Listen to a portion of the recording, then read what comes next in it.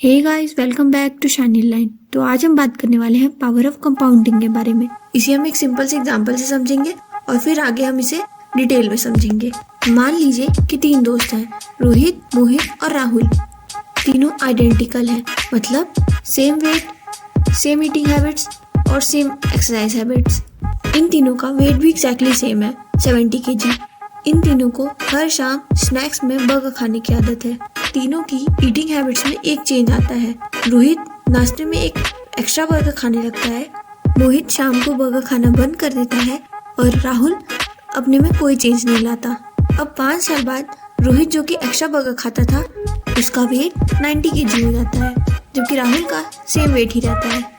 और मोहित का wait 70 kg से 56 kg हो जाता है।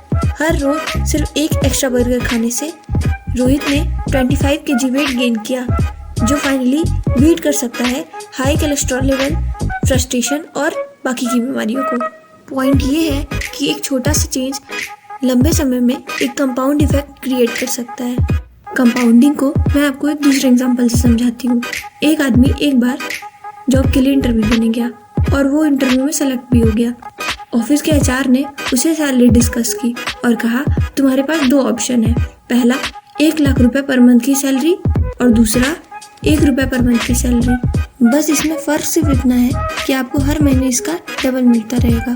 मतलब पहले महीने में 1 रुपये, दूसरे महीने में 2, फिर तीसरे महीने में 4 रुपये और चौथे महीने में 8। तो आप बताइए, अगर आप उस आदमी की जगह होती तो आप कौन सा ऑप्शन चुनते? आप चाहो तो थोड़ा टाइम ले सकते हो इस वीडियो को पॉज करके। तो चलिए आंसर देखते हैं। अगर उस आदमी ने पहला ऑप्शन चुना तो उसे 2 साल में टोटल 24 लाख रुपए मिलेंगे। लेकिन अगर उसने दूसरा ऑप्शन चुना तो उसे मिलते लगभग 83 लाख रुपीज। रिजल्ट आपके सामने है, क्योंकि मैंने कहा था आपको हर महीने डबल मिलेंगे। तो इन सारे अमाउंट की वैल्यू होती है 83 लाख रुपीज।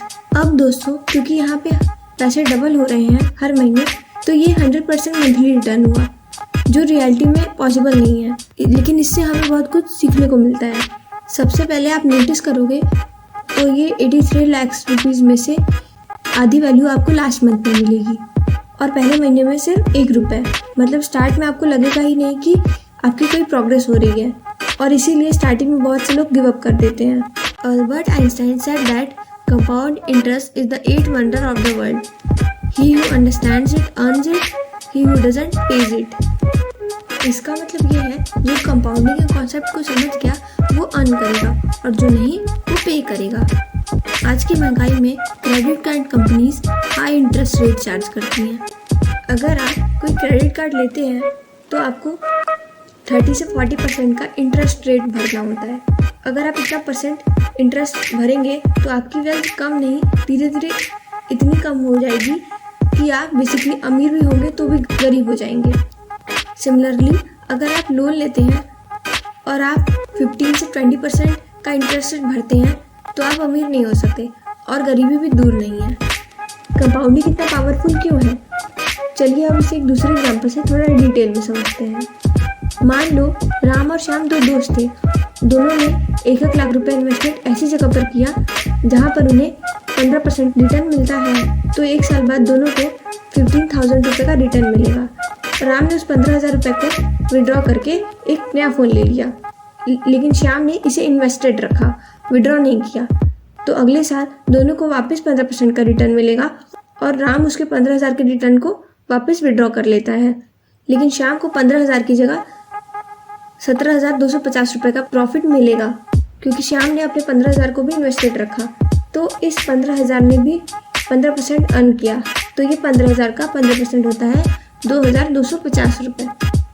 राम को ये कैलकुलेशन बहुत सिंपल लग रहा था, इसलिए वो ये सोच कर हंस रहा था कि इससे श्याम अमीर थोड़ी ना हो जाएगा, इतने कम पैसे से वो क्या कर लेगा।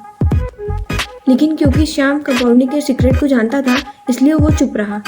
अब थोड़ा फास्ट फॉरवर्ड करते हैं और मान लेते हैं कि 10 साल बीत गए और राम हर साल की तरह अपने 15% के रिटर्न को विड्रॉ कर लेता रहा और श्याम के पास 10 साल बाद लगभग 52,000 रुपये होंगे, वो भी सिर्फ अपने 10th ईयर में। उस टाइम तक श्याम का टोटल बैलेंस 4 लाख से भी ज़्यादा होगा।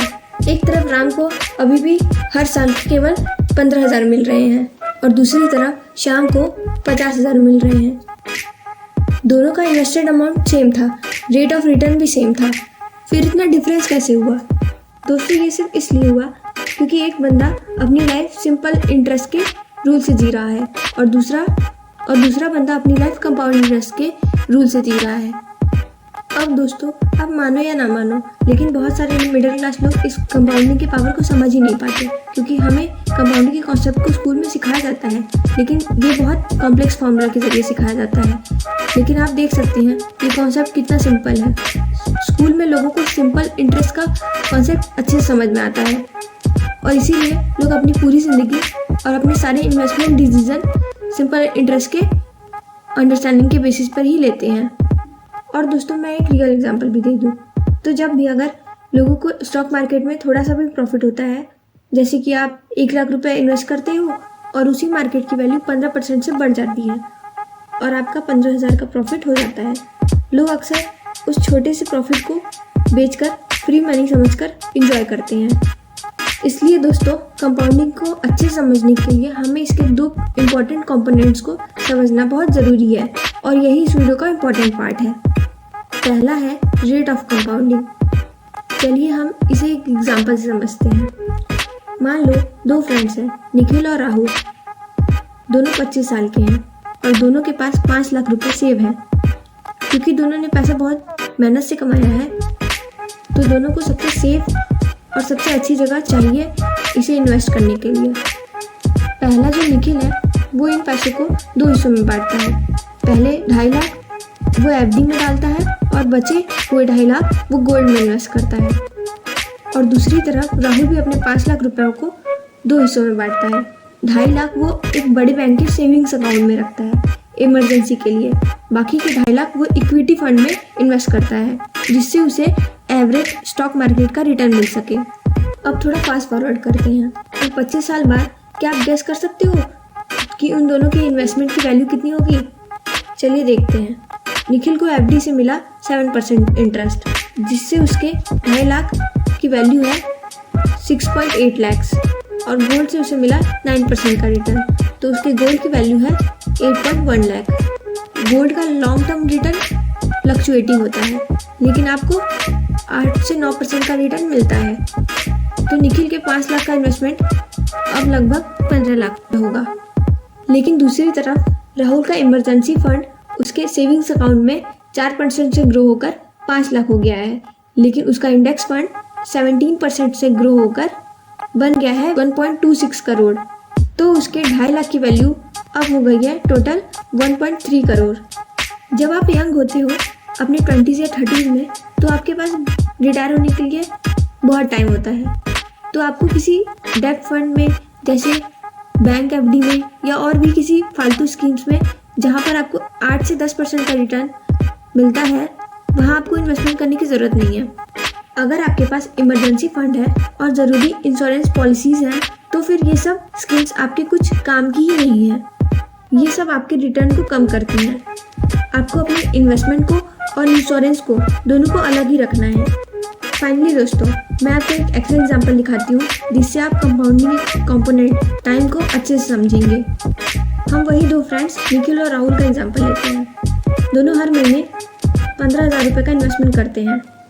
अब क्योंकि दोनों को जल्दी है रिटायर होने की, इसलिए दोनों अपने 40th बर्थडे से पहले रिटायर होना चाहते। दोनों में फ़र्क सिर्फ इतना है, निखिल ने 20 साल में इन्वेस्टिंग स्टार्ट कर दी थी और राहुल ने 25 साल की उम्र में इन्वेस्टिंग शुरू की। मतलब निखिल ने टोटल 20 साल तक इन्वेस्टमेंट किया, जबकि राहुल ने 15 साल तक इन्वेस्टमेंट किया। दोनों में सिर्फ 5 साल का डिफरेंस है, बाकी सब सेम है, जैसे कि सेम इन्वेस्टेड अमाउंट और सेम रेट ऑफ रिटर्न। अब आप यहाँ देख सकते हो निखिल का अपनी लाइफ में टोटल इन्वेस्टमेंट होता है 36 लाख का और राहुल का टोटल इन्वेस्टमेंट होता है 27 लाख का, और यहाँ पर हम दोनों का 15% का रिटर्न ले रहे हैं। तो रिटायरमेंट के टाइम पे दोनों ने अपने 40 साल के एज में कितना अर्न किया होगा रिटायर होने से पहले, इनके पास टोटल कितना अमाउंट होगा। निखिल के इन्वेस्टमेंट की वैल्यू होगी लगभग 2.2 करोड़ और राहुल के इन्वेस्टमेंट की वैल्यू है लगभग 1 करोड़। दोनों ने लॉन्ग टाइम के लिए इन्वेस्ट किया एक ने 15 साल और दूसरे ने 20 साल, लेकिन आप डिफरेंस देख सकते हो, सिर्फ 5 साल के डिले का लॉस। निखिल के पास राहुल के मुकाबले डबल पैसा होगा, क्योंकि इस रेट से आपका पैसा हर 5 साल में डबल हो रहा है। अगर राहुल को निखिल के जितना पैसा चाहिए तो उसे 5 साल और इन्वेस्टेड रहना होगा, लेकिन तब तक निखिल के पास उसका दोगुना पैसा होगा। तो दोस्तों, ये था पावर ऑफ कंपाउंडिंग का कॉन्सेप्ट। अगर आपको ये वीडियो पसंद आए तो इस चैनल को सब्सक्राइब करें और अपने फ्रेंड्स और फैमिली मेम्बर्स के साथ इस वीडियो को शेयर करें।